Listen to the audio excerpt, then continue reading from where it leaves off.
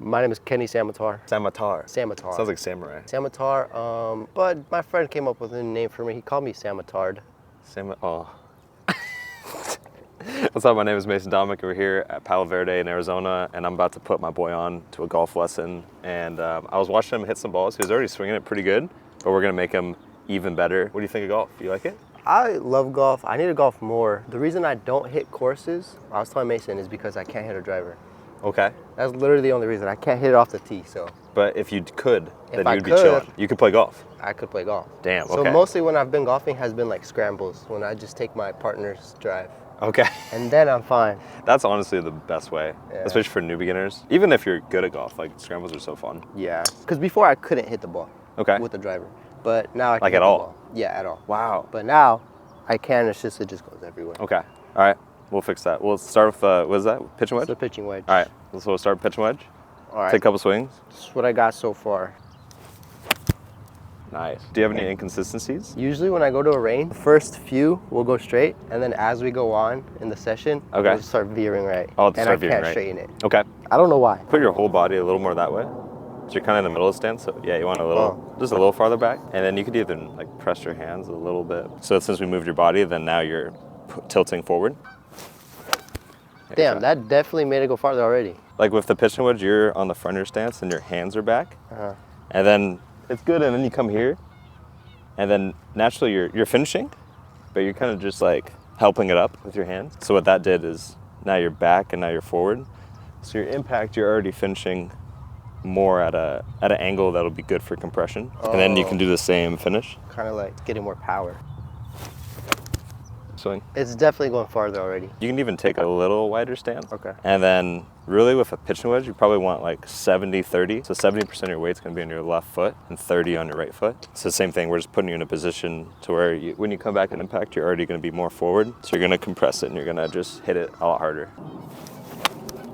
The first swing thing I would do, just go a little calmer. Calmer? Yeah, you can go like, kind of, okay. and your impact should still be like you're trying to hit it hard, but at least like the back swing and then like the first transition, like, just make it smooth. But still hit it with, some authority. You just don't have to rush it. Yeah, I want you to just naturally, your hands will go a little more forward and your weight's a little more left. Your backswing's pretty good. And then like with most golfers that have that little curve or that slice, they hit steep on it. So you're kind of coming here and it'll instantly kind of just drop everything down. It's like your right shoulder drops down instead of kind of getting here, then bringing your elbow a little closer to your body, which kind of drops you in this slot here, where you can kind of start to hit even like a straighter, higher shot, because you can never really hit like a draw with that, which isn't a bad thing. Like hitting a fade's good, but you just don't want to get stuck. And sometimes when you get stuck, that creates that like low streaker, and that's probably what happens when you start to get tired. You just kind of start to come down on it by default. Your base is it's gonna be a little more of that feeling, as opposed to, and then your right shoulder is kind of going like that. It's gonna feel like that a little more. So I see a lot of golfers, they just get trapped because they just come here and then like look at the space. Like how are you supposed to hit the ball if you're like there? Yeah. So the more you can create some space here and then drop it here, now you have all this room to just turn your body. And when you turn your body, now you're way up here. Now you can compress it and hit it far, straight, consistent. Nice. Oh, I like the sound of that. He's got 2 8-irons, 2 7-irons. You have like 2 of each club. Oh, it's because I did the duplication glitch. All right, Kenny, so we've learned so far, right? So we're gonna start here. You're gonna put it a little far back in your stance. Naturally, your hands are gonna shift a little more left, and your weight's naturally gonna come more left too. Now you're in a position to, once you get back to impact, you're already gonna compress it and hit down on it, pop it up. You're not using your hands at all, so there's no timing involved, so you're just making your swing more consistent, more powerful. And then here, you like to come straight down. The difference I want you to focus on is getting some space here. That might even feel like you kind of naturally pull your hands back, like just create space. Yeah. So when you get here, that's all you gotta do. That was pretty good. Same thing, right? Here, boom.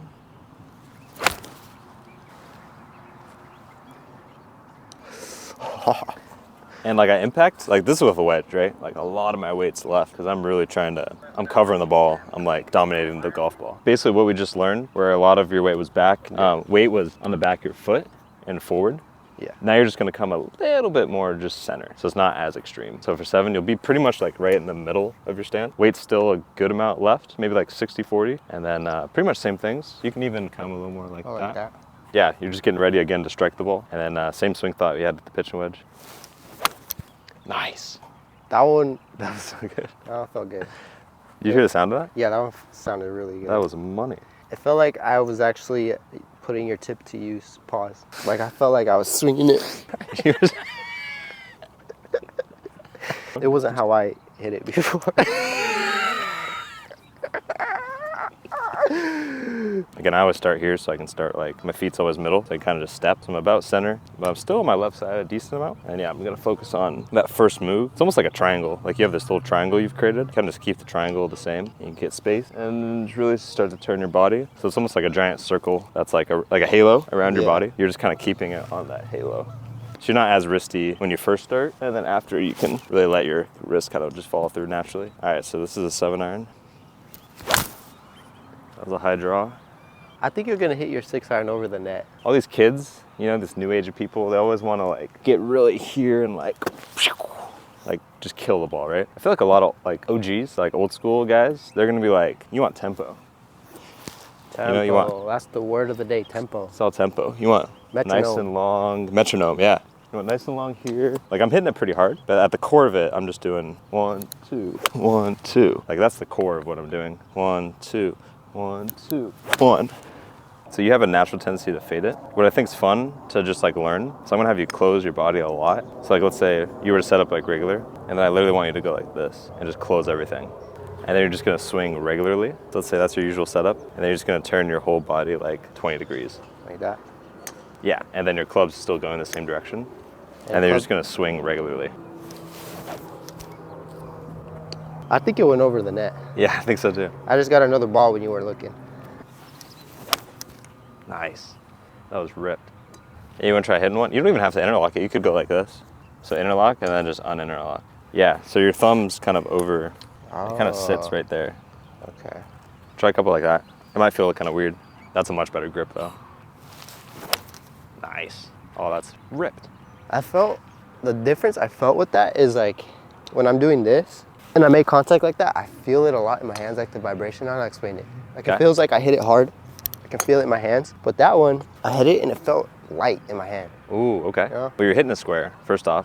The club's built so that way if the impact's in the center, then the most support's gonna be right on the back of that center. So then it should disperse the rest of the club. Like it shouldn't really feel like anything, to your point. Yeah, yeah. So if you're hitting it down, straight, right where the club's designed to hit, then that would create a feeling that would be, like you'll hit it and you don't even really feel like you're hitting it. Yeah, that's exactly it. Like, just by doing that, I don't feel that anymore. And also it'd be like, especially if I chunk it, when I was doing it like this, I did go straight to my back. You know, it'd be like, but like, it just feels like butter like this. So that's weird. Good. Nice.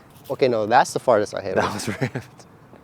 Kenny's actually killing it. He naturally knows how to swing a club, so that's not the issue.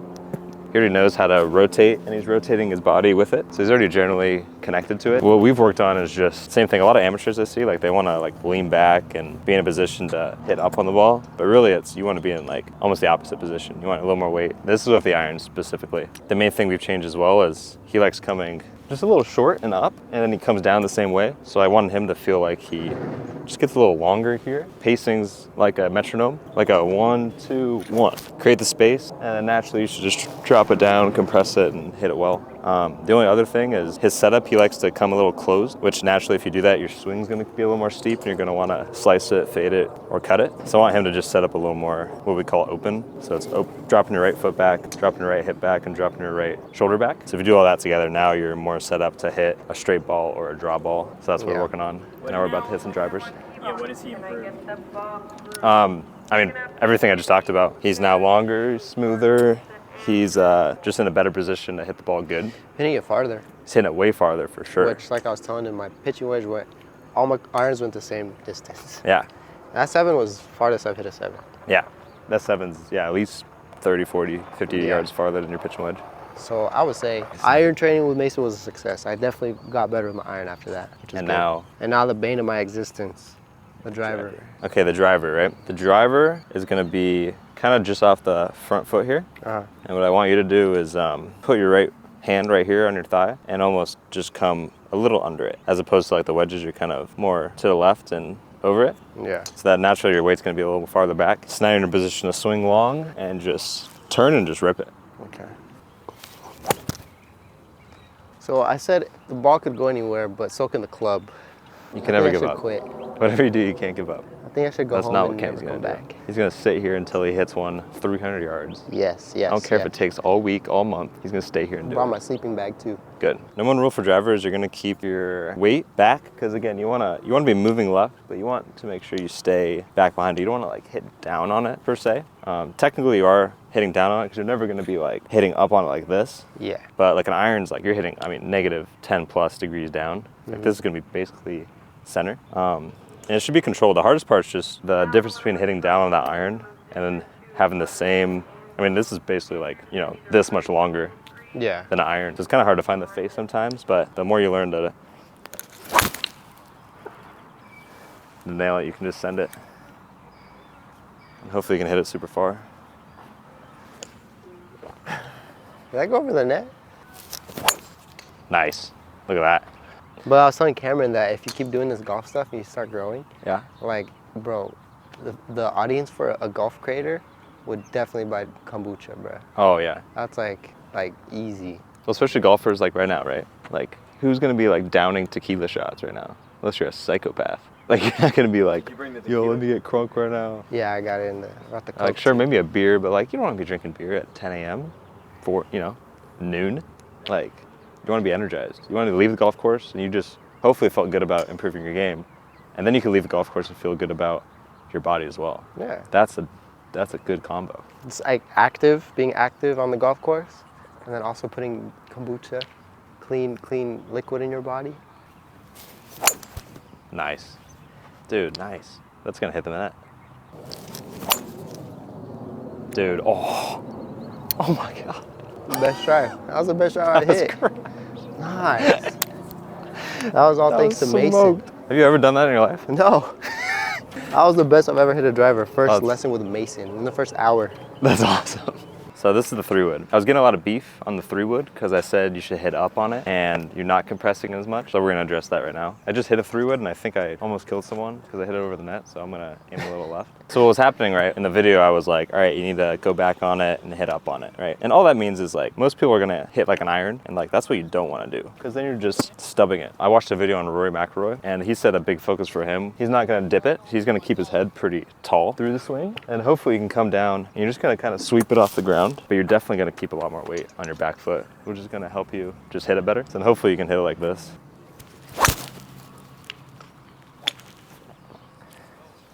Stripe it just like that.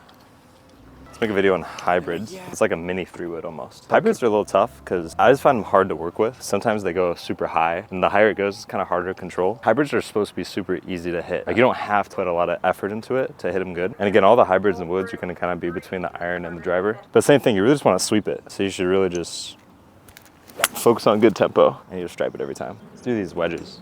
Everything else in golf, you really like try to turn, especially your lower body, you're turning a lot. As you start to get in the wedges and then like the chips and the pitches and then the putter, honestly, you want to keep your body like super still. Okay. And so everything kind of moves. Oh, yeah. Like I'm not really even turning my legs. You're so much more focused on consistency and control. Yeah. You're not even really trying to hit it far. I'm gonna keep my lower body super quiet in that direction. All right, so the easiest way to fix a slice, right? Most people, when they first start, they wanna like close off their body and kind of hover over it and then kind of pick up the club and stab it. What I was working with Kenny on, what I think is good for people that are learning to hit it higher, compress it, and maybe even start to see it go straight or draw. Drop this right foot back a little. And the biggest thing is for you to create some space here to get some length. If you do that, then you'll be able to drop it inside naturally. So then you can go like this and hit a high draw. My favorite shot I learned growing up is my dad was like, what if you're behind a tree? And you go like, you gotta really work it. Yeah. I was like, fuck, I don't know. So you set up like this. What the hell? Bro, he curved it like the wanted bullet. All right, so you go like this. Good job, dude. He's back. Boom, that concludes our range session. We'll see you next time. Yes, sir. Can't wait to see what you guys are gonna do with DIVINI, bro. That's right.